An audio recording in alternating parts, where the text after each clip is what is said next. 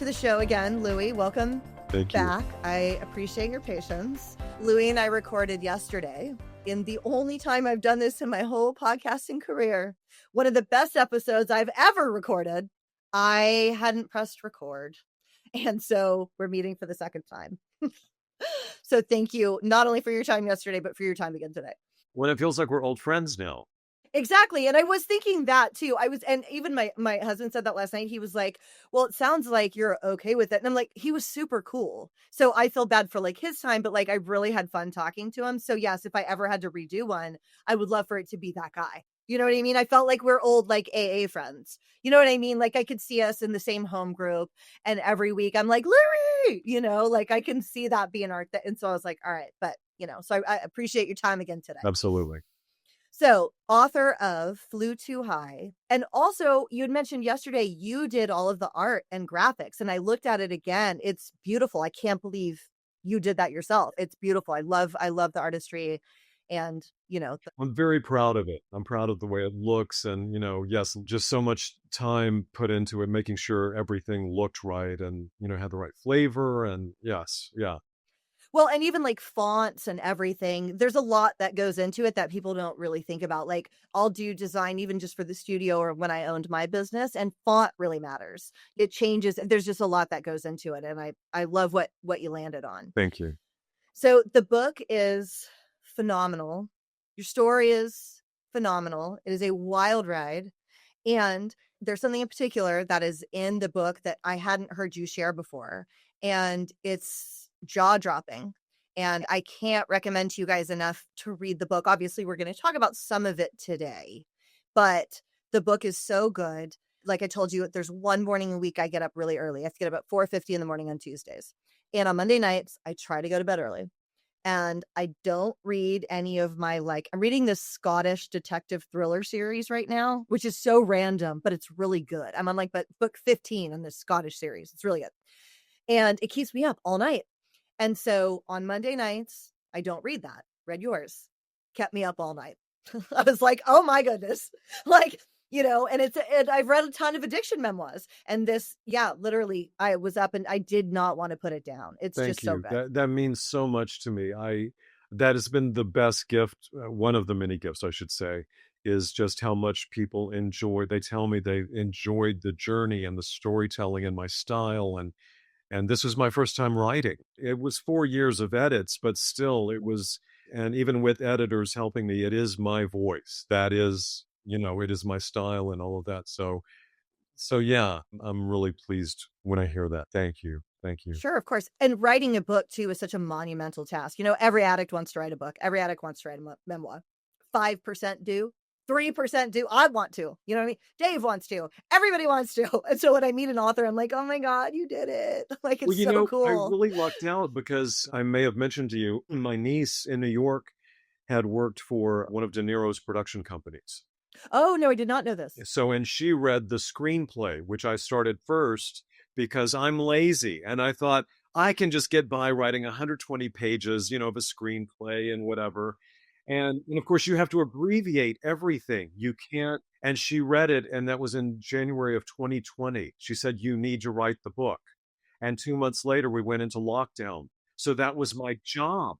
It's like, what did you do during COVID? And not to brag, but it was all set up. Like, we talked about, it was totally, this was my path that I had set, it was going to happen. That's actually same. That's when I started the podcast, is during the lockdowns, because I owned a gym and I was so proud to buy this fitness studio. And 6 months later, COVID hit. And I'm in California, where, as you know, the lockdowns were extreme. And I was so devastated, but I'd always wanted to start a recovery podcast, didn't have the time. And that is when I did it, And so I also think that in retrospect, again, like you and I were talking about yesterday, the way that things work out, it needed to be me in that moment owning that gym when that happened, because we did a lot of stuff for the clients, like outside, and brought them bikes. And I think it was really important for the community. You know what I mean? So it all ended up working out in the end. But so international man of mystery, drug smuggler. But before you become an international man of mystery, you start out in Louisiana, which I cannot picture you with a Southern accent.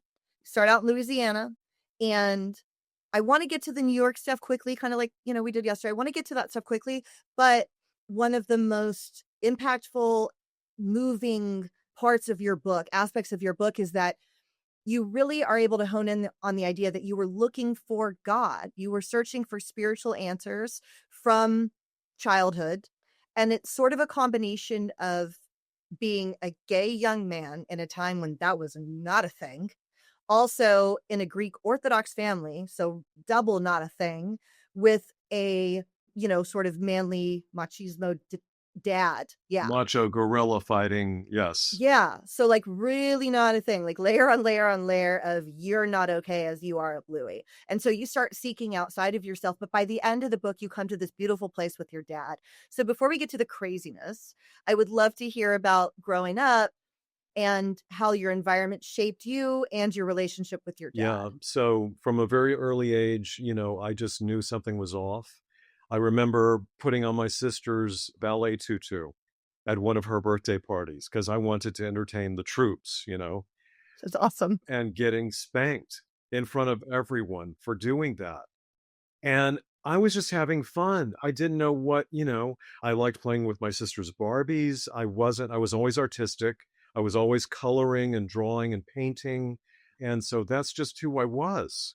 And it seemed like I asked mother to teach me to play the piano. She was a piano teacher. She was afraid it would make me a sissy. It's like everywhere I turned, it's like something's off. I'm wrong. My sense of self, my innate sense of who I was constantly told, no, you can't do that. And because we were raised in the Greek church, I was an altar boy. And so I was up there in the altar with all the incense burning and all the ancient Greek liturgy. And it just, it's like, what is this?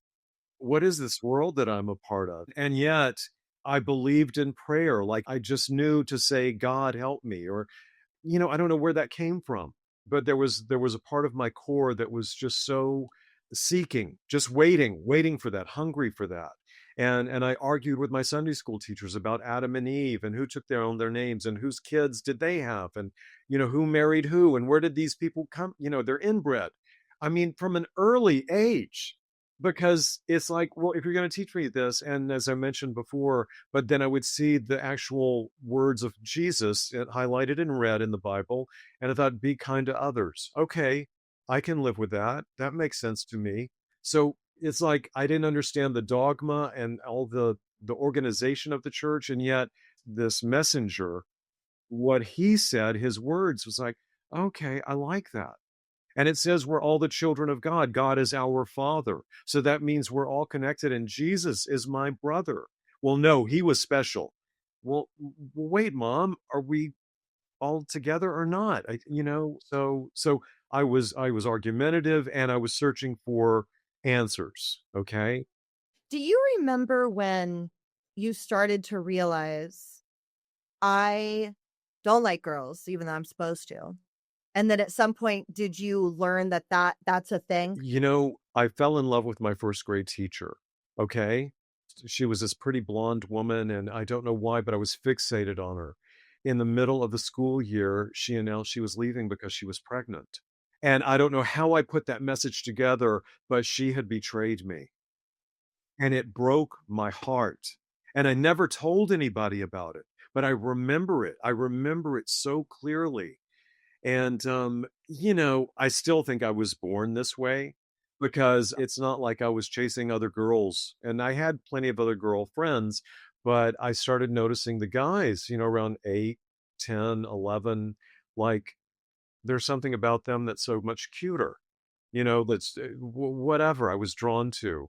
And then you start going through adolescence and hormones, and it's like, oh, yeah, oh, look, you see people in the gym, you see guys in the locker room, and all of a sudden it's like, okay, yeah, yeah, yeah. And then, fooling around with my neighbor when I was like 12, and like, okay, this is it. This is what I've been looking for. It was my first drug, really. Right, You yeah, know? It yeah. was my first, form of escape. Yeah. So, you graduate from high school and you go to college in Houston for graphic design, and at some point in this time, you start smoking weed, which you love, right? I picked up a drink when I was 13 and then at 16, but I'd always drink to excess. I can't stop and I'd always throw up and I'd think, man, this isn't good. And then I found pot, which I wouldn't do for several years. Like friends were trying to get me to smoke, and it's only the bad people, the lower class people do that. That's what I've been told.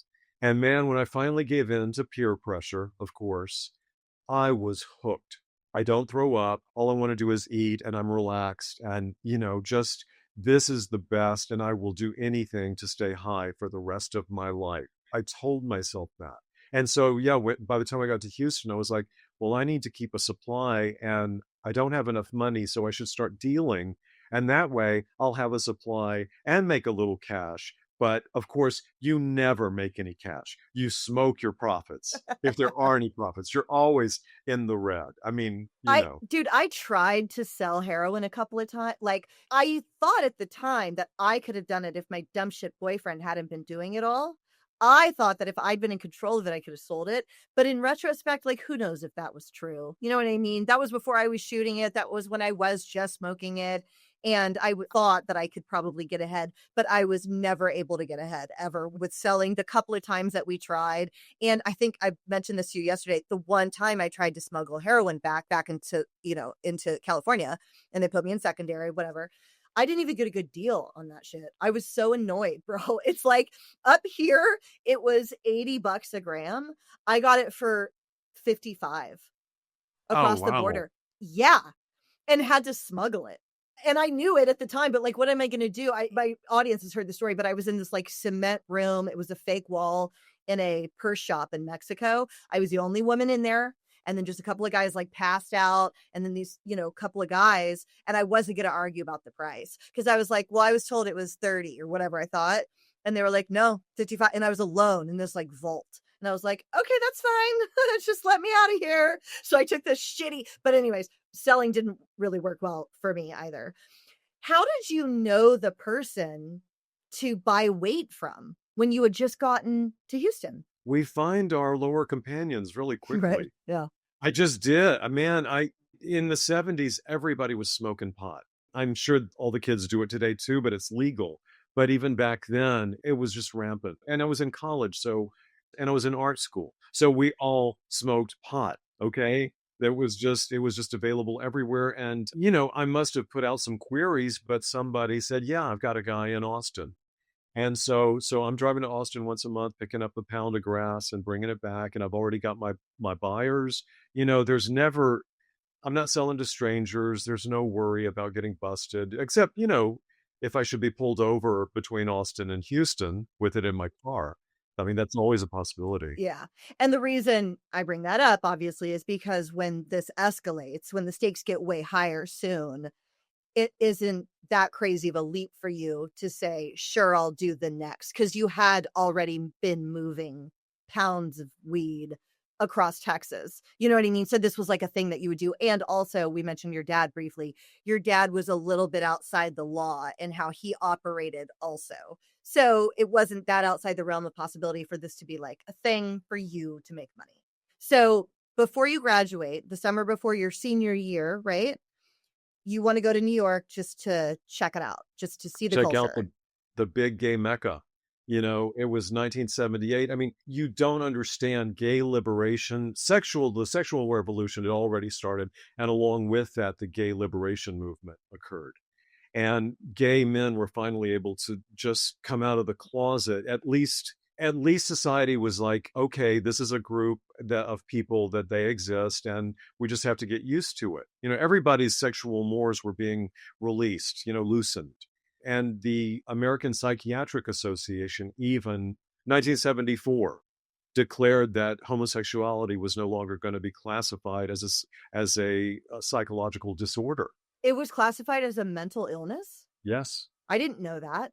Oh, Like yeah. like in the DSM-5 or whatever, it Yeah, said that yeah, that was a mental yeah. illness? And it was on my birthday. I can't remember if it was 74 or 75, but it was right around high school. It was crazy. It was That's crazy. wild to Yeah, me. That is yeah. wild to me. So I'm going to New York and I'm going to check this out just to see. I had a phone number, a friend, someone that I was very close to, kind of a sugar daddy figure. but not really, but kind of. Gave me his ex's phone number and said, call him up. I thought, well, he's going to be some stuffy, whatever.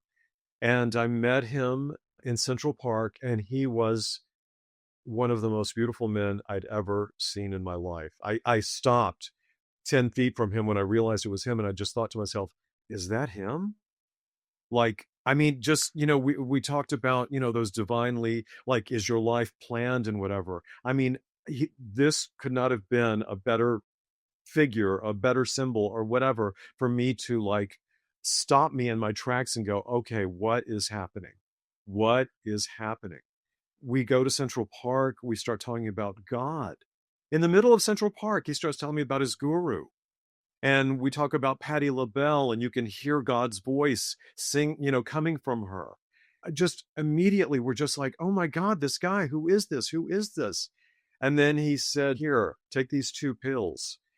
And I'm like, what is it? And he goes, it's a shortcut to experience God. Oh, he said that. Yeah. Okay. And it was MDA, which And is it was like MDA. better MDMA. It's like the class before MDMA. Okay. And not just 1 hit, but 2. Okay.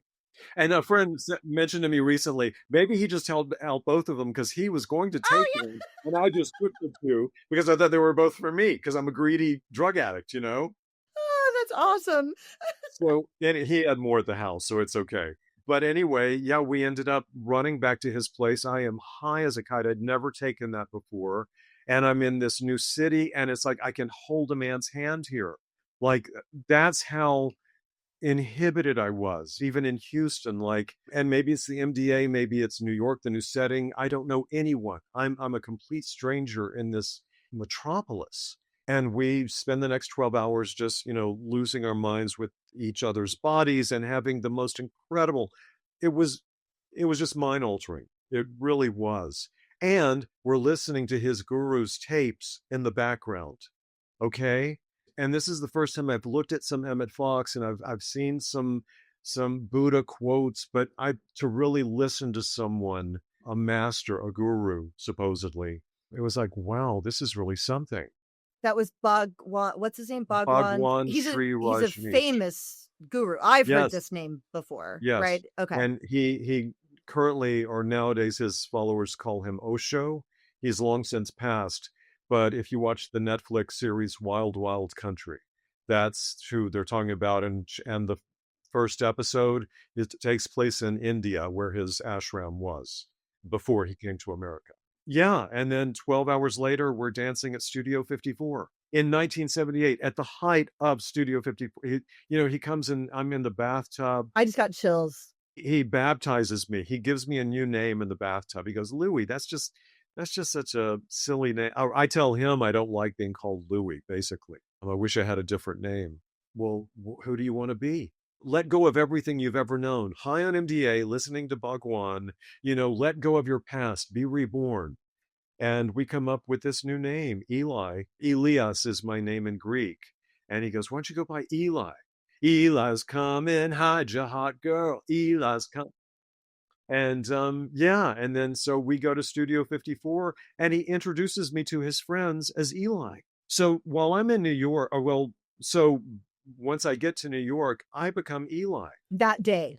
That day, nobody ever knew the name Louie. Like they're just Eli. Right.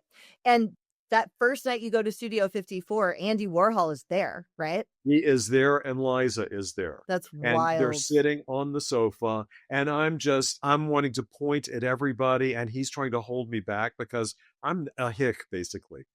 I'm high, and I'm getting some vodka in me. So did you know because this is pre-internet, so this is kind of a stupid question probably, but you'd heard of Studio 54 even though you lived in Texas? Was it in magazines and stuff? You knew what it Yeah, was? so Okay. Interview Magazine, Warhol's Okay. Interview Magazine. That was all before the internet. That's where you went to see like what's cool, what's happening, what's trending. They even covered it in People Magazine. Oh, It okay, was okay. this really like this nightclub that where some really questionable behavior takes place. Okay. And I saw it firsthand that night. First we're dancing on the dance floor, poppers are going up my nose, cocaine's going up my nose, and then Govind, my escort, takes me upstairs to the balcony. And I'd heard about the balcony, but we get up there and it's full of marijuana smoke. Okay, I mean, to be indoors in a bar and to have that much marijuana in the air was okay. This is something different from Texas. And then I look around and it's kind of dark, but the lights hit up there every once in a while, and people are undressed and they're going down on each other and they're fucking and they're doing this. And before I know it, my friend has pulled my shirt off and thrown me down on the banquettes. And we're just, and once again, I'm telling you, I all I could think of was this beautiful man is not embarrassed to be seen with me. I had no self-esteem. I didn't have any, and I was cute. I look at back at my, you seen my You pictures. you I was showed me like, the pictures. You were so beautiful with your blue eyes, and you're like this lean, fashionable looking guy. Well, I told you yesterday, you look the exact same, just with a different hair color. Like, as soon as I saw your picture, I was like, "That's his face." I mean, you look yeah, amazing. well, At the clean living. yeah, at the tail end of our interview yesterday, you mentioned that you were 68, and I'm gonna be honest, that blew me away. That I would not have thought that. But yes, you were so cute. You were so beautiful. You look like a little Greek model. And like I said, I just didn't have any idea. And I just, so once again, I'm just falling for this guy, just like, oh my God, I'll do anything to be with him, because I didn't think anything of myself. And, just that basic alcoholic, I'm less than, I'm different. And now I have arrived. Now I'm in Studio 54 with this handsome man, and I've got drugs, and I can have sex, and just all of this, just everything that I thought I couldn't have. And when do you do heroin and coke pretty soon after you get there, right? For the first time, you use a needle and do a speedball within a couple of days of arrival, right? I would say within the first week. Okay, Yeah. okay. You know what else struck me about your story? That you guys did it real clean with alcohol wipes and stuff. That was not my experience. I mean, the first needle I used, honestly, I think was shared from someone else in 2011 when you're not supposed to be shared fucking needle, of which I know. They were bent and broken and nobody was using alcohol wipes. And it's fascinating to me that you were introduced to it in such a clean way. I'm like, well, that was smart. No, it was, and I didn't know any better, but Govind, he took me to this, drug dealer's house, and Govind was all about vitamins and taking care of himself and health conscious, which was such a contradiction. Like, okay, but wait, we can do heroin and coke, but you do carrot juice every Carrot morning. juice every morning. He made you guys fresh carrot Oh juice. my God. I loved it. And he would tell me you can do anything you want if you balance it out. Make sure you get your electrolytes back and make sure you sleep. And he had incredible genetics, and he was, at the time he was only 35. So you can do a lot, but still it was such a contradiction. And that's one of the things I loved about him. For all the danger that he invited me in, introduced to me, there was so much amazing, great stuff, the spirituality, I drink water every day because he taught me to do that early on, Yeah, yeah, you know? absolutely. So yeah, so we start shooting up, and I'm afraid I'm going to die that first night, the first time I shoot up. And then we proceed to, spend all my vacation money, which I'm sure did not cover the tab, to get more coke and more heroin. And, for the next week, we're in and out doing that, in his apartment. And I'm hooked. Yeah. Right. And you're supposed to go back and finish college, right? So the intention was to go there for 2 weeks and go home because you're on this path in Houston. What diverts you from returning? So I'm sad to go back, and it's our last morning together, and covered with bruises, on my arms. I tell him I wish I didn't have to go back, and he says, "Well, maybe you don't have to." And I'm like, "Yeah, New York is so expensive, man. I don't think I could afford to live here." "Well, I've got some friends that want to meet you." And I go, "I met your friends." "Oh, no, I've got a friend in India. They'll pay you $10,000 to bring back a hash line suitcase." And I'm like, okay, I've driven around Texas, but getting on a plane and traveling to a foreign country where I do not speak the language. I've been to Greece, that's cool, but not India. But, before I know it, I'm saying yes, because I just can't imagine leaving him. And man, there's all this money here. And my dad always told me, when you see an opportunity, you take it. And so before I know, and then there's also a knock on the door, or rather the door opens, and Govind's lover is just returning from India. And I didn't know that he had a lover and that he had just come back from India.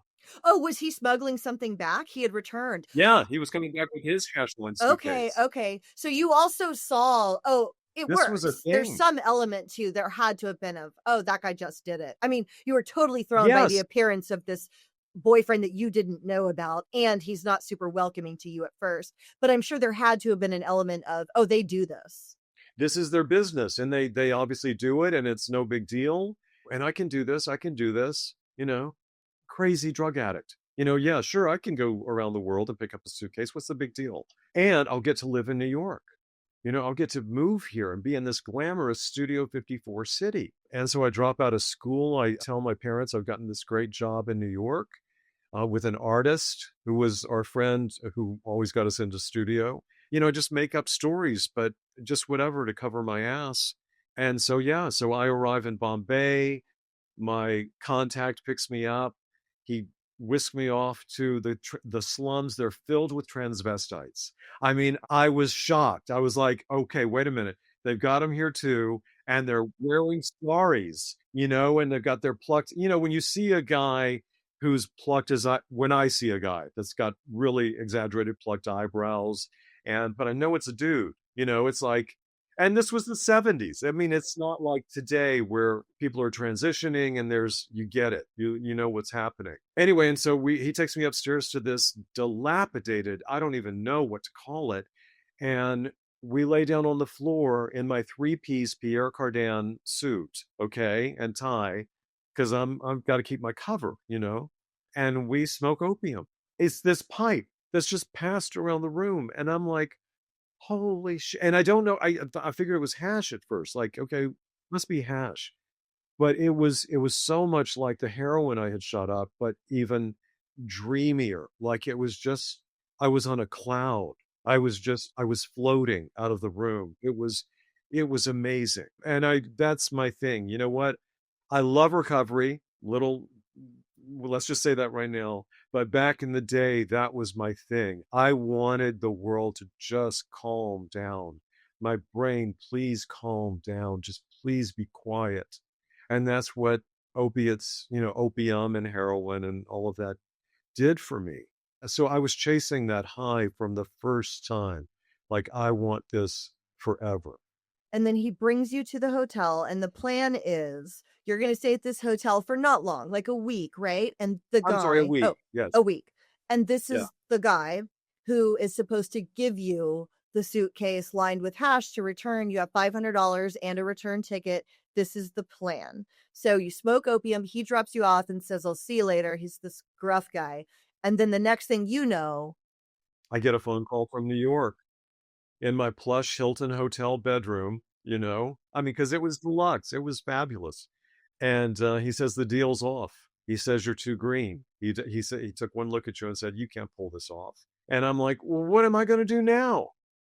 And he says, go see my guru and I'll figure something out. And I'm like, I don't want to go see your guru. I came here to pick up this hat. I need a job. I need to make oh, money. that's right, because you didn't have a return ticket, right? So now you were Well, no, I stuck. did. I, Okay. I did. I had a return ticket. He said, go to the travel agent on the mezzanine. That's where they stayed, was at the Hilton. Okay. Oh, but you needed to be able to bring something back. That was the whole point. So you're like, okay, why else am I here? I got to move forward with something here. And he Yeah. says, go to the But in the ashram. meantime, just go to the ashram and see Bhagwan, and I'll figure plan B out, you know? And I put on my clean blue t-shirt and my khaki shorts and my white tennis shoes. Like no one's gonna notice me. And I go to the ashram, to Bhagwan's ashram, which is a 3-hour train ride away, and everyone is dressed in orange. Orange is the color of awakening, according to Bhagwan. And Govind, my friend in New York, has called ahead, and his friends come and greet me. They're waiting for me at the gate. I don't know how, man, it's all planned, cosmically. It was all scheduled. Because there's no Google Maps, there's no, and people forget how insane it truly is to travel without a smartphone. You're just getting on a train and you don't really know what's You can send next. a telegram to somebody, maybe. You can try and make a long distance A phone long distance call, phone call at a payphone, maybe, which but called, there's also no debit cards, so we're just there's tons of coins. nothing. Like it's very different. Yeah, completely different world. And anyway, Lucky, sees me right away and greets me. And he says, "Don't worry, we'll take care of you." And he motions to somebody else, Shakti, Eli has arrived. Remember, I'm Eli. I'm Eli.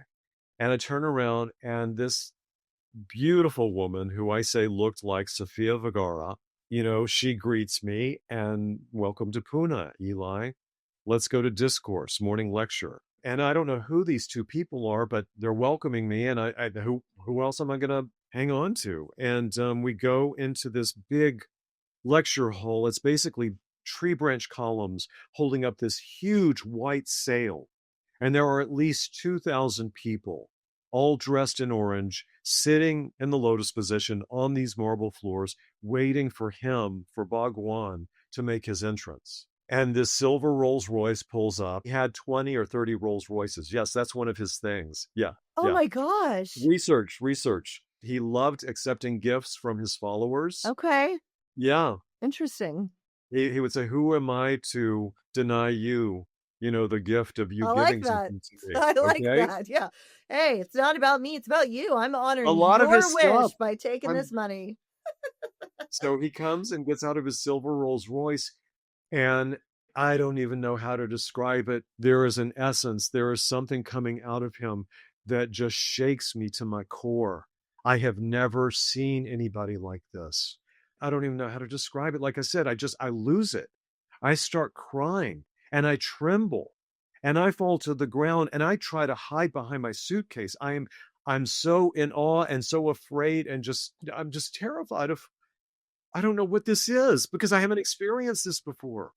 Some sort of holy moment. I don't know. And he proceeds to talk and lecture and everything. I've heard his voice before on this little cassette recorder back in New York, but now I'm in his presence. And everybody, like in an AA meeting, when you're sitting there all together and you're focused on the speaker, in their share, it was like that, but multiplied a million times because the energy is giving and back and forth and back and forth. And it's this the energy that just took over me. And Shakti, this beautiful woman, is holding me, embracing me. I'm crying on her breasts. I mean, I'm close to, it's all like, what the fuck is happening? I don't even know. And we begin this friendship.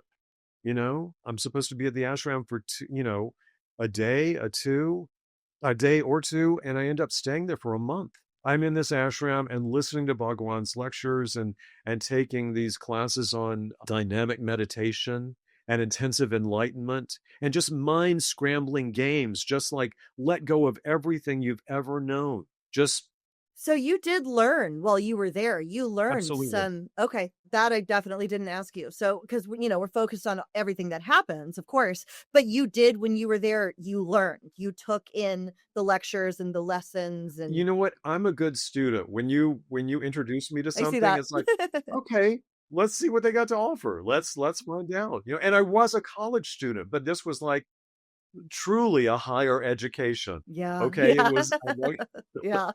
okay. Yeah. And yeah, and Shakti taught me how to meditate and how to watch my breath and I just made friends from all over the world. It was really a fabulous experience. I mean, it changed my life and I got to sit with Bhagwan. Not everybody goes in sannyasas, becomes his disciple, but I got to sit with him. He used his index finger to press and open my third eye and just to have him touch me, just to be this close to him, okay, was an experience. And he gave me my sannyas name, which he kept as Elias, because Elias means God in Hebrew. You are God. You have more power than you recognize. He told me that. And I remember it clear. I will never forget it. And so, like, okay, should I stay here? Should I go to work in the print shop? What should I do with my life?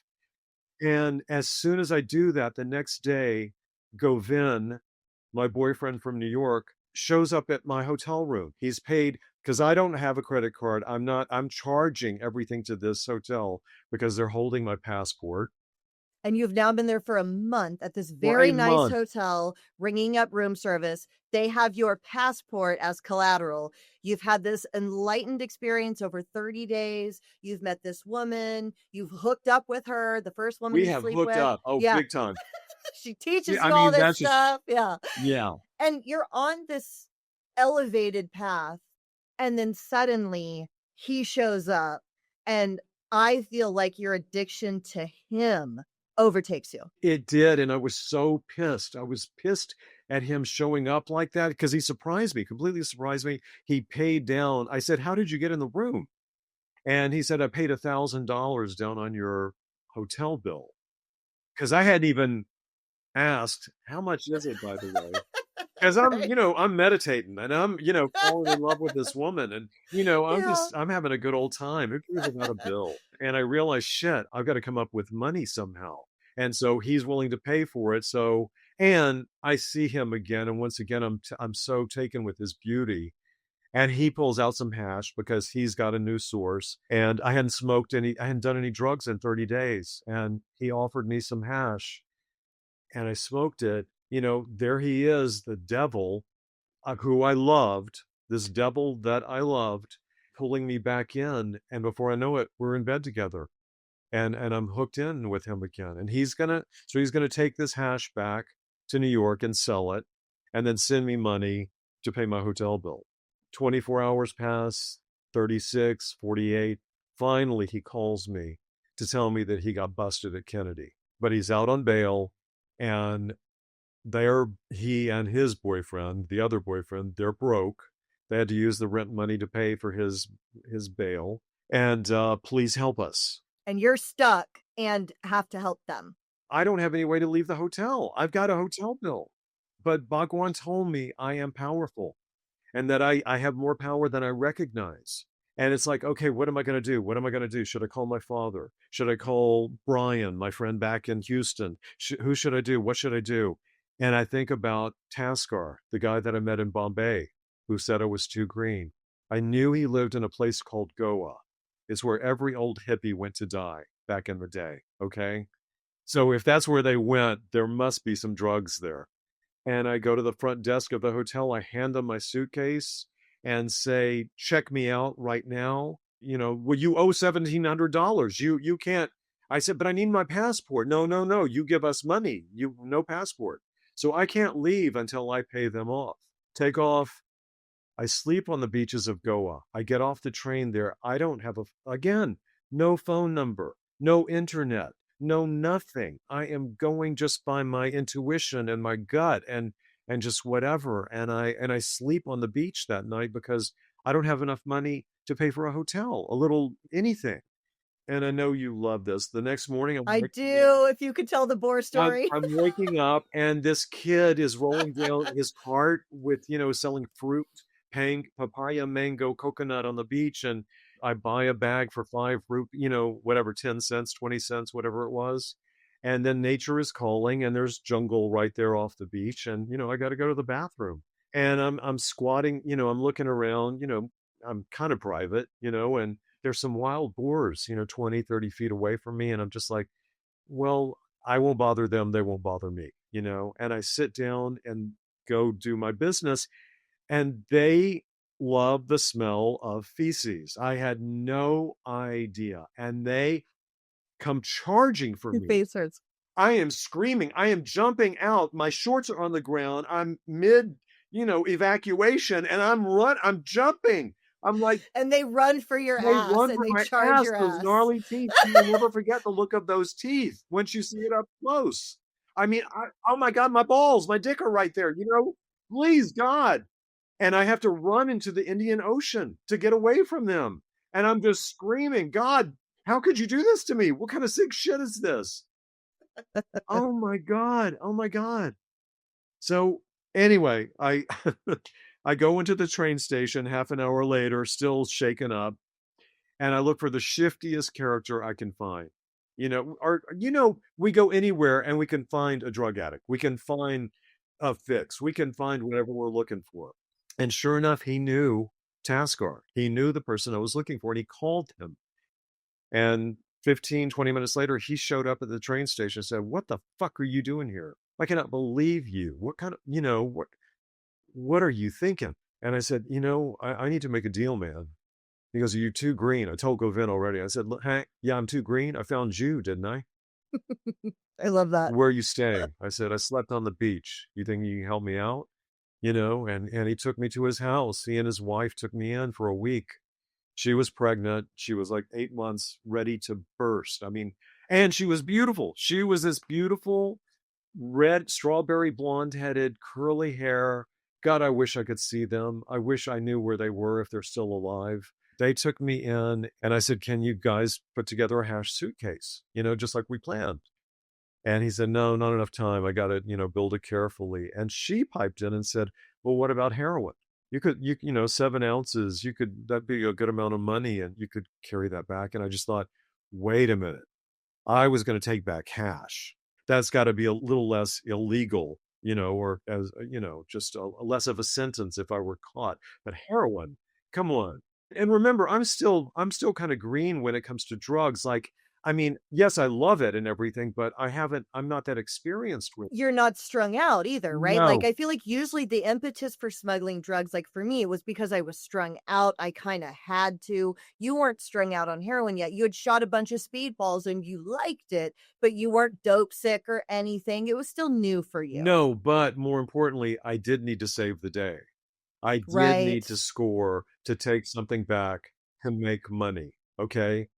That's why I moved to New York, was to become this drug dealer, drug smuggler. Okay. Yeah, that's true. That's true. And so anyway, I devised the plan. She was like, "Just put it in your laundry. It'll be okay." Just very kind of careless and cavalier about it. And I was like, "No, no, no, no. We've got to do this much craftier. There's got to be a way, I'm not getting on a plane like that." And I had condoms from the ashram because Bhagwan wanted everybody to have sex, but he also wanted everybody not to get venereal diseases. And so I put the heroin, I said, I showed him an example with some sugar. I said, "See, just put in here and then tie it up and I can put it up my ass." Well, Taskar said, "You know what happens if you swallow that? It'll explode inside of you." And I said, "No, no, no, no. I'll put it Not up that my way. ass. I'll put it up. The I'm other way. gay. I'll put it up my ass." And he goes, "But it's flimsy. It's not." There happened to be an electrician. I saw some electrical tape and I went and got this black electrical tape and demonstrated for him how I would do it. I'm so crafty. We alcoholics, We drug addicts, my God, we we are the most inventive people. I mean, dude, we'll become MacGyver so fast if it means absolutely. moving drugs somewhere, for sure. Yes. Yes. So he was like, "Okay, this could work. This kid's kind of smart." And he scores 7 ounces of pure uncut heroin. It is beyond pure. He gave me a little sample that day after we picked it up. And it was just, he put out the little flakes. I mean, not even, and I just thought, that's no way to tell, snorting it. And I was gone. It was so powerful. Okay, so I've got this heroin, I've got the condom. He is trusting me that we're going to split this, which he tells me you should be able to get 100 grand for this. Step on it, cut it. You know how to do that? Yeah, yeah, yeah. I've read High Times magazine. I know baby laxative. Yeah, I got it. I got it. But first, I've got to go back to Pune. Right. You have to pay your hotel and then you're gonna owe him 50 grand after you get back to America. Okay, so these are the financial setups here too. And you know what I was thinking? You had a really good point about being the hero and saving the day because no, you weren't dope sick, but you were kind of Govin sick. You also really desperately wanted to get back to him now too. That had to be part of this and make him happy. I I wanted, get it. that people pleaser in me. We're talking about recovery and addiction and everything. Man, big people pleaser. And you loved him. You were obsessed with him too, It really wanted to be was. yeah, And so a part of me, yeah, I had been raised to be a rescuer from an early age. So this wasn't unfamiliar, between my parents and their marriage difficulties. And, we learned things along the way. Okay. And that's not to diss them or anything. It's just what happened. Okay. So yeah, so I've got to get back to Pune first and pay my hotel bill. And I'm thinking, where can I get $2,000? Who is going to give me $2,000? And the only person I can think of is Shakti, my girlfriend, you know. And I go to her house And she says, I've been looking for you. Where have you been? You checked out of the hotel. And I just scored some heroin and I got to get it back to New York, but I need $2,000 to pay off the hotel. Heroin? 2,000? Yeah, my flight's at 10 o'clock. I got to go. She says, it's 10 o'clock now. You already missed your flight. I said, oh, come on. You know, this country is always, running off schedule. They're never on time. Nothing's ever on time. I don't know how, but I persuaded her. And well, first of all, she had $2,000 cash in her house. Right. I thought she was American going to call dollars, somebody and cash. make a loan, ask for a loan or something. And I just thought, why does she have that much money here? But she gave it to me. She said, and I said, I promise, I promise, I promise I will pay you back. I promise. And I get in a cab and we have to fly to Bombay because I'm going to make that flight. I'm going to make that flight back to New York. And I'm wrapping the condom. Don't ask me why I waited till then, but I'm in the back of the taxi. I can't believe I did that, but that's Well, you were in a rush because you had that plane, and that is highlighted a little bit more in the book, how much you had to get a very long distance in a short period of time to make that flight. So you also it was super urgent to get all of this done. So that's probably why. so But so I'm wrapping it. I've got it wrapped. I'm ready to go. We pull up to the Bombay airport. I rush in, I check the screens, and my flight has been delayed. And I'm like, see, there is a God. There's that. Please God, let me make my flight. Please let me make my flight. Okay, thank you, God. Thank you, God. And I have to, but then immediately it says boarding. The gods waited for me to get there before they decided to go. I have to get into the bathroom, get this package up my butt. I have to, yes, I took, I think to myself as I'm getting ready to insert it, wait, how do I get this out? What if it gets stuck? And I think, okay, my sisters and my mom, yeah, they use tampons, Tampax, Kotex. It has a string on it, blah, blah, blah. I go, hey, take your orange shoelace out of your shoe and tie it around this thing so that you can, very pretty. I know, but that's what I did. I see. well, but it matters too that the string is there. We got to include Yes, that. absolutely. So this dildo of heroin is up your ass with an orange string out. Okay. And I have to throw everything away from the ashram, all my orange clothes, my beads that Bhagwan had given me, because they are looking for Bhagwan's followers at the airport. They know that a lot of them are smuggling. And so they're going to stop anyone before that happens. I mean, I had to dress up in my three-piece suit, which I hadn't put on since I had arrived in India 2 months before. And I'm going through my pockets and there's something, and it's this little ball. And I'm like, God, what is that? And when Taskar, my Bombay connection, had said goodbye to me at the hotel that night, that first night, he had given me a little pellet of opium. And I looked at it and I was like, oh shit, throw this down the toilet. Just get rid of it. Get rid of it. And then I thought, no, you know what? This will help me relax for the flight. And I deserve this. I look at what I've accomplished today. I deserve a reward, you know? And I pop the opium in my mouth, you know? And they go through my suitcase before I board the plane, but I get on the plane, opium kicks in. I am God, I am God, I am God. What other kid from Shreveport, Louisiana had such an exciting adventure? I mean, come on, 21, and look what I just did. Okay.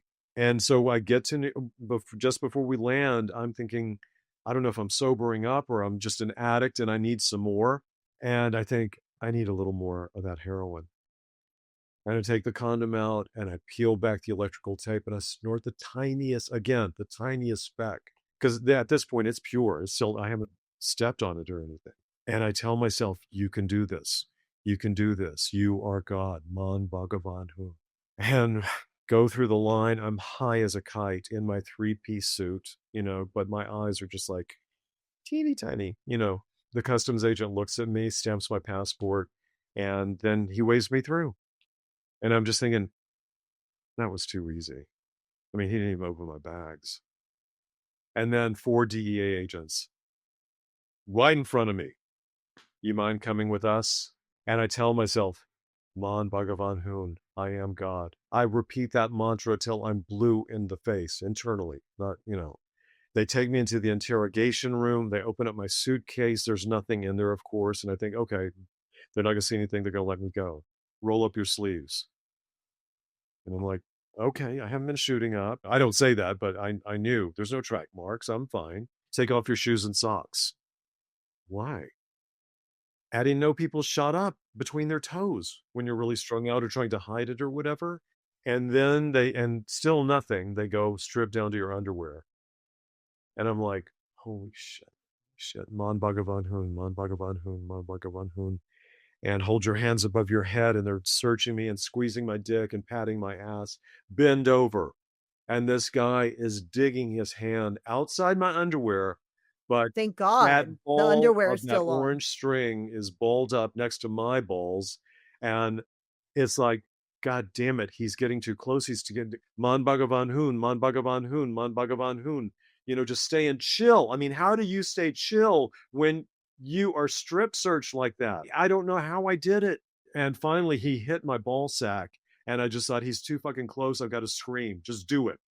And I yelled, "Ow! My balls, man." And he stopped. He said, "He's clean." And I'm pulling up my pants, I'm buttoning my shirt, and I know I've got to stay cool. Like I'm not done. I'm not out of the room yet, you know? And I walk out of that airport and I'm just thinking to myself, I did it. I fucking did it. I really am God. I really am connected to my higher power. My higher power wanted this. He made it happen. I told you this yesterday.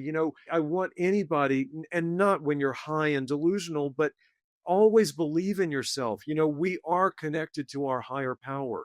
It is part of us. And That message remains true outside of this incident, right? Like, and that was something that you had said yesterday when he did the index finger and he opened your third eye and he gave you that mantra.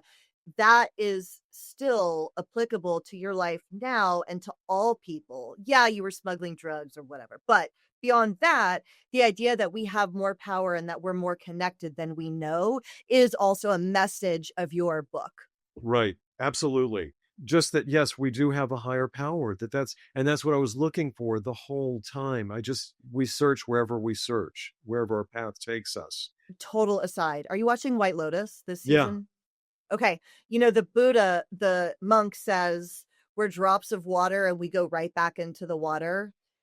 That's sort of the same idea, right? Like we're all this power and then we're a form of it, right? Am I right? Kind of. it's one big ocean. Yeah, for a Okay. minute you As I come up started to say here that, I was and you're like, I don't know what this, I'm talking but about. then you become one again with the vast, nothingness. Yeah. Yeah, and so, I do it, I pull it off. Govind is amazed. His lover is like, "Wait, how did you do this? Because I didn't think you could pull this off." And he finally lets me in. He lets his guard down. Like, "Okay, this kid's cool. We can work with him." And for the next 3 days, yeah, I call it a 72-hour joyride. I just explore everything that New York has to offer. I've got all this money and I buy a new Cartier tank watch and, go back to Studio 54. I mean, I have done it. I have. Whew. Because that night, you sell half of it that night. Somebody comes over and gives you $50,000 cash The first guy, immediately. the guy that, first shot me up with speedballs, he's a dealer. And he comes And in over. 1978, bro, $50,000, that's a lot right now. But Right. back then, that would be like Absolutely. $250,000 or something, right? I Absolutely. mean, it's unreal. So that night, you get the money, you pay back Shakti, and you pay Taskar the first 25.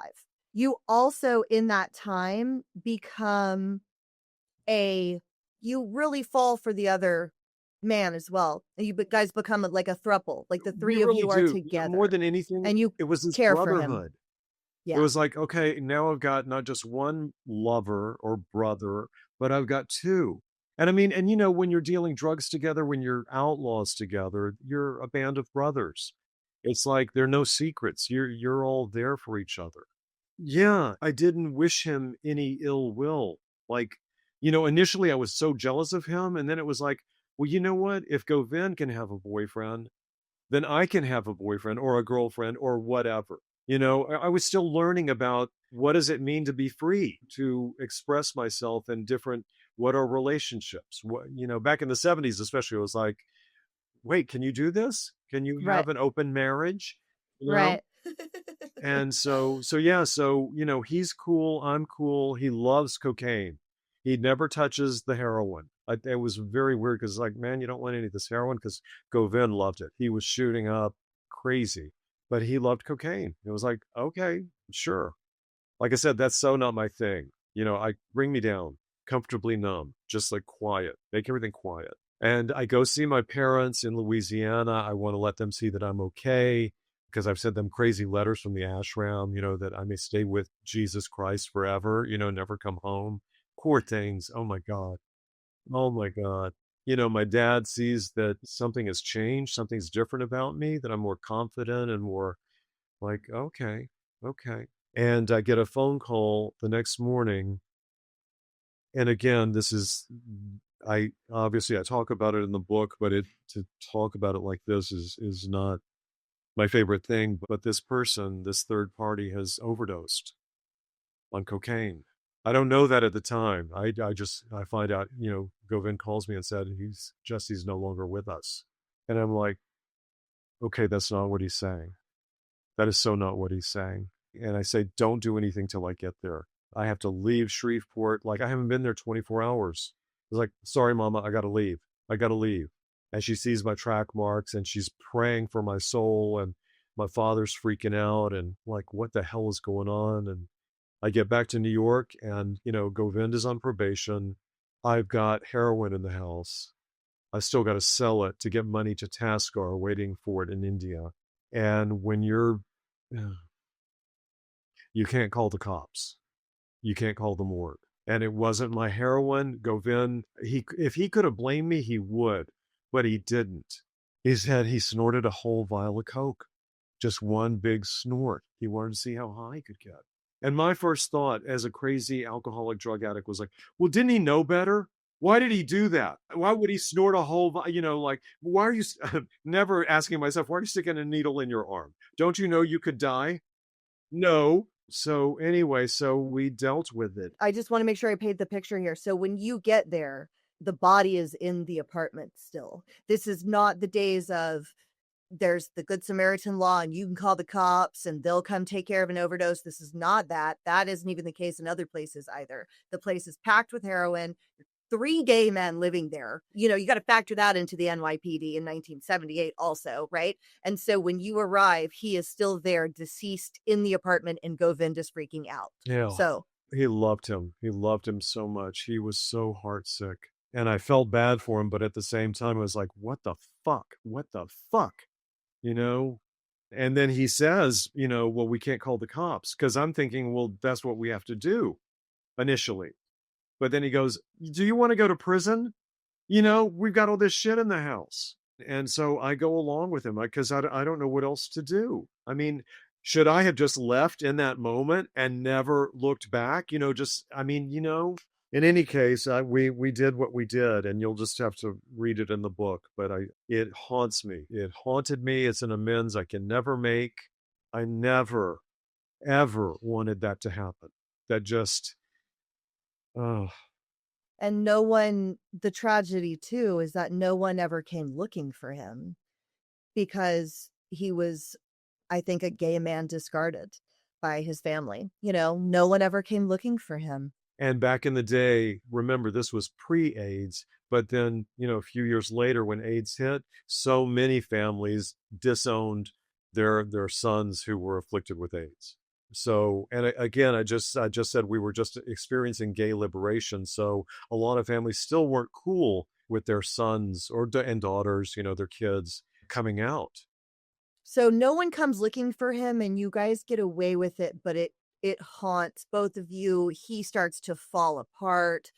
You're haunted by this. You still owe Taskar $25,000. And so what starts to happen now? And so all of a sudden, heroin, the market is flooded in New York. A friend that bought the first half says, just sit on it. I'll wait in a couple of weeks, come back, and maybe we'll be able to move. And I'm like, I don't have time to sit on it. I got to get rid of this now. Like, because I want things to happen as quickly as possible. Let's be done. Like, after everything that has happened, I am leaving this sick son of a bitch, but I need to take care of business first. And so Taskar sends a henchman. He's got contacts all over the world. And this guy comes and holds us up in the apartment. and beats the shit out of me. And I managed to sell $20,000. I managed to get 20,000. So I didn't make the 100 grand. Remember, big business. We're going to succeed drug dealing. You know, I just got enough barely to cover his half. Okay. I still had my 25, my original sale, but still. And anyway, so at this point, I'm lost. I'm like, okay, the world is upside down and I don't know what I'm going to do. And who arrives on my doorstep but Shakti? Just out of the no letter, no, again, no text. I can't send you a I could have sent a telegram, but she just surprised us. She tells me, come with me. Just come with me. Because she knows there's something off. She knows, well, number one, she knows I'm with Govind and there's heroin. And like things can't be good with the two of you. And then she offers me her friend in Bolivia who has this amazing cocaine. She says, come work with our team because, you need to get away from him. And we'd never gotten high together. She had never talked about drugs, anything. And then I thought, oh, that's why she had $2,000 in her house. She deals. She's a wholesaler. Shit. And she really cared for me. She loved me and I loved her. I mean, and everything was transactional, but at the same time, you've had drug out in your addiction. We have friends that we know, wait, they really do love me. I really Of do love them. course. Of course. Yeah, they Yeah. always give me drugs, but I really We're all do just love. addicts though, you know what I mean? And, yeah, like and I know some people will say that maybe that's not the case and they're not your friends, but I wholeheartedly disagree. Some are, right? But there are plenty of people that we are friends doing the best that we can within the parameters of addiction, which limits obviously the love and the, anything like, kindness, but it's still there. And so anyway, so I take off for Bolivia and get this amazing Coke, and it's a kilo, and it's way too much. It is not going to fit in a condom. It's not going to fit in a dozen condoms. And as I said before, Coke is not my thing. But man, you give me pure, uncut Coke from Bolivia, it will become your thing. Okay. I mean, you just, holy shit. And every time, and I was doing so much of it in the hotel room, and I kept telling myself, wait a minute, this is how Jesse died. Stop. You got to stop. You're going to overdose. I somehow get it on the plane. I still haven't packaged it. I tried. It won't, like I said, it's not going to fit in condoms that are going to go up inside of me. There's just, it's a brick. Okay. I figure put it in airsick bags on the airplane, stuff it inside my cowboy boots, and I've got one package left that's about this size that I'm trying to stick in my crotch. So large. He just showed us like a glass to stick in his crotch in tiny jeans, and you weigh about Skin 120 tight jeans, pounds, you said. Fiorucci jeans, 125 pounds, and I look like I've got some elephant penis, in my crotch. It's just ridiculous. Whacked out of your mind on cocaine, cowboy Hi. hat. Woo! Yeah. Woo! I Yeah. could have flown the plane home, on my own strength. Yeah, so I don't even make it to the gate in Miami. The DEA just stops me and just says, "Come with us." And the agent says, he's looking me up and down, and I'm like, "Where can I hide? What can I do?" And he goes, "I've heard of well hung guys before, but this I gotta see." I mean, he said those exact words. I'll never forget it. Never. And the Coke spills out and it's there and it's there and it's in my boots and it's just everywhere. It's just, they're just kind of laughing like, this is a joke. This is so stupid. This is so bad. And and that was the other thing with the heroin. I don't know why I had the presence of mind to repeat my mantra. Not that it would have helped me at this point because it was so obvious, but it was like there was no higher power connection. There was nothing there. That was the last thing on my mind, and anyway, and I ended up calling my father from prison, North They Miami. take you straight to federal prison They took from me straight to customs. You're prison because they were busted. like, dude, this is it. And I don't know how, phone calls were made, favors were asked and granted. He got the case moved to Louisiana, which was not at all illegal. It's part of the Southern District. I remember that. And the judge was sentencing me. And my father didn't admonish me. He didn't say, why the hell did you do this? The judge is sitting there saying, if I gave you 5 years probation, would you agree to be tested twice a week?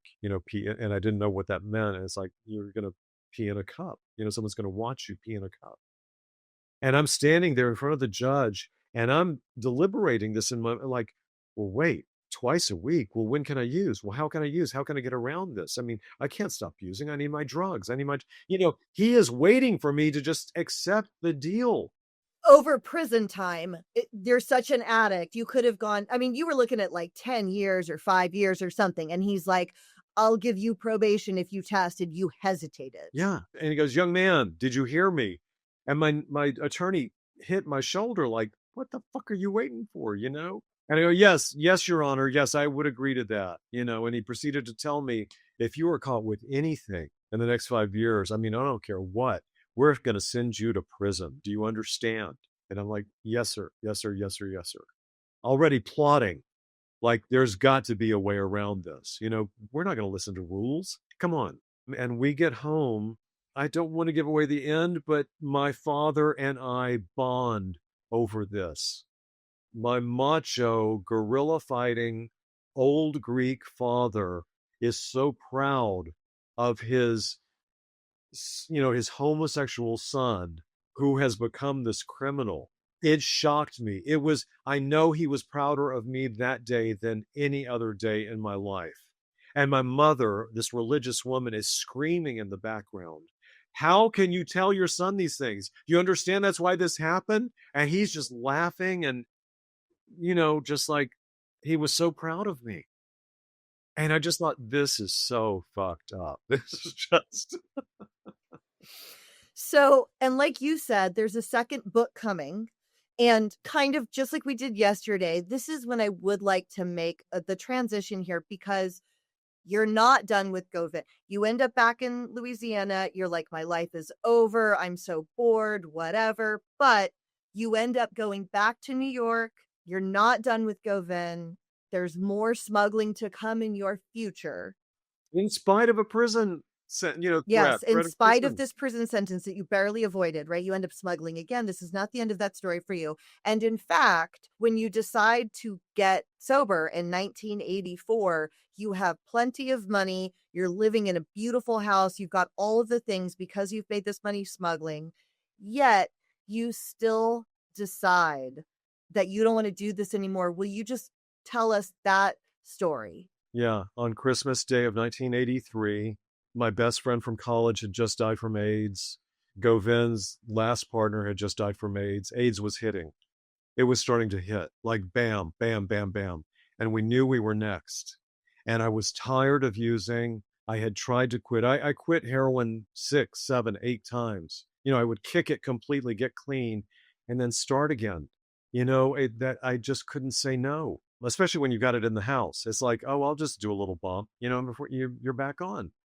So I'm reading books on spirituality, snorting a line of heroin, and it's like, my God, and we're going to die. I mean, you and I are next. When we get sick, we're just going to overdose. We'll stick a big needle in our arm and just kill ourselves. And yet, part of me was like, God, there has to be an answer. There has to be something. I'm 26 years old. I am not ready to die yet. And I heard this voice Christmas Day saying, you don't have to live like this. In the lap of luxury, a heroin addict. You don't have to live like this, waiting to die. And I flew home to Shreveport once again, I told my sister what was going on. Christmas, spent the next week drinking and smoking pot to kick the heroin for the last time, and checked myself into treatment on January 1st of 1984. And that's your sobriety date. It's been 41 years. Yeah. I didn't know you could go back out. I would thought, oh, okay, I'm done, and just quickly, I saw the steps on the wall and I thought, well, I'm not an alcoholic. I just need help with my heroin addiction. And they had me do a written first step, put the pen to paper. And I immediately wrote down picking up a glass of champagne when I was 13 at my cousin's wedding and picking up another one and another one.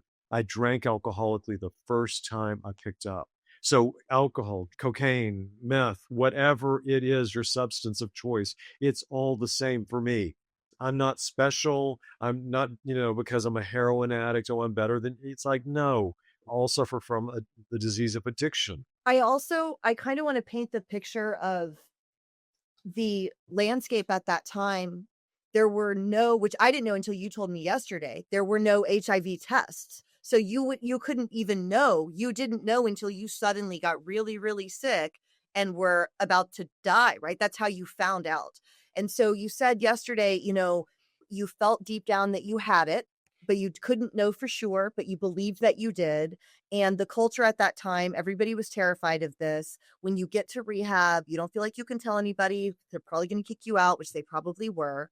So, amidst all of this, you feel you are dying. I mean, all of your friends are dying as this starts to invade the cultural zeitgeist. Everybody is terrified of gay men even more than before. So that's happening. Yet you never use again. What does your life start to look like from there? First of all, I've got a whole new life. It's like I'm sober. I'm taking a sober breath today, and I'm going to meetings, and I'm sponsoring people, and I'm working the steps, and I start my first sober business. And but then it's 1985, and the actual test does come out, and I do test positive. I'm a year sober. I'm a year fucking sober. I have this conversation with God in my front yard, and I say, God, I do not know how to handle this. I'll take care of myself. I'll stay sober. I'll exercise. I'll eat right. I'll get rest. But you take care of this. You handle this. I didn't ask to be cured even. I just said, you handle this. We surrender. We just ask for help. We let God handle. I did. And I went on my way and did my thing. And yes, there was no ACT. There was no support No group. treatments, Nothing, nothing. Yeah, nothing. nothing. And only a few years later in 1989, a friend from Los Angeles invited me out for a visit. And that's when things were starting to happen with tests and studies and whatnot. And I thought I need to go to a bigger city where they're going to have more information. I came out here in Los Angeles, where I am, and immediately fell into the sober community and just the best. I mean, Southern California sobriety, 12 steps. It's glorious. It's amazing. And within a few years, things changed. Just when I thought my numbers were going to drop and drop, and, okay, this is it, I'm going to die, the cocktail came out. And I don't know, I tell this all the time. I don't know why I'm still here, why I was spared. Why did my higher power say, okay, you get to stay, but all these other people didn't? And it makes me question, what is a fucking higher power? What is the universe's plan? I don't know. I don't know, but I'm here and I get to tell my story, my experience, strength, and hope that, first of all, no matter what you're going through, the newcomer especially, if you were breaking up with this guy, if you just lost your job, if your dog just died, if you were diagnosed with cancer, you drink, and it's like, no, no, I didn't. And you don't have to either.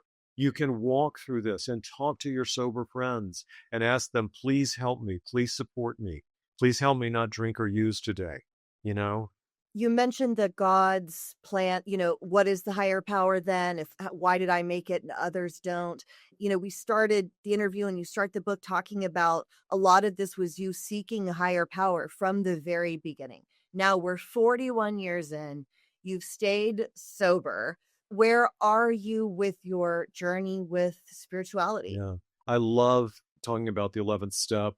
I wake up in the morning and if I am upset or troubled or preoccupied because I'm an alcoholic, I have alcoholic thinking, I immediately start reciting the third step prayer or the serenity prayer, anything to just turn that off, to turn off the crazy. And then I realize, okay, I'm in my warm bed and I've got coffee waiting for me. And I open up my curtains, which face out to banana trees and Spanish architecture. And I just say, thank you, God. Thank you. Thank you. I think that's one of the most wonderful, simple prayers that anybody can say is thank you. Thank you for whatever, you've got, the simplest things in your life that you take for granted. And then I walk my dog right here on these quiet streets in my neighborhood. And it's beautiful and there's greenery and there's blue skies and, there's squirrels. And I'm just like, and I can use my body. I'm 68 and my body functions like fuck. I'm at the gym every morning within an hour, and I read a little something and I send it out to 12 other people, sponsees and close friends, a little prayer for the day, because that's part of me sharing. Let me put a good thought into your world. Keep the social media and the news off for an hour or so. Please, you don't need to jump into that. Just today at the gym, I was off for some reason this morning. And I immediately started looking at well, what's happening to the financial world, because of things that are going on. And it was just upsetting. It's like, why am I choosing to look at this? This is your choice. You could choose to look at this or turn on one of your YouTube affirmation videos and listen to, my life is working out perfectly. I am always taken care of. God's divine plan, is happening for me. You choose what you want to put into your brain, into your soul, into your spirit. So that's part of my 11-step journey. And you mentioned, so I know you live in LA now, you're in this nice neighborhood. You mentioned it yesterday, you bought a house at one point in Shreveport, you sold it. A lot of the things that I talk about with my audience is that we can reclaim our lives in terms of like the logistics and the finances after having lost so much. You're a felon. You got probation, but you were convicted of a felony and you go back to school, you graduate, you become a graphic designer, you do all the things. Like, what does your life look like security wise over 41 years? I mean, as a convicted drug smuggler internationally, you rebuilt. Here's the thing, it comes and goes. I mean, I just finished a 10-year run with a fragrance company designing packaging. And I bought a condo and remodeled that. And my sister bought a brownstone in New York, and wanted me to remodel it for her. And so when I go to New York, I've got this place in Brooklyn now where I get to stay and see the work that I created. And more than anything, I mean, I've heard these stories all over the rooms that, they lost everything and then got it all, and then lost it again and got it all in sobriety.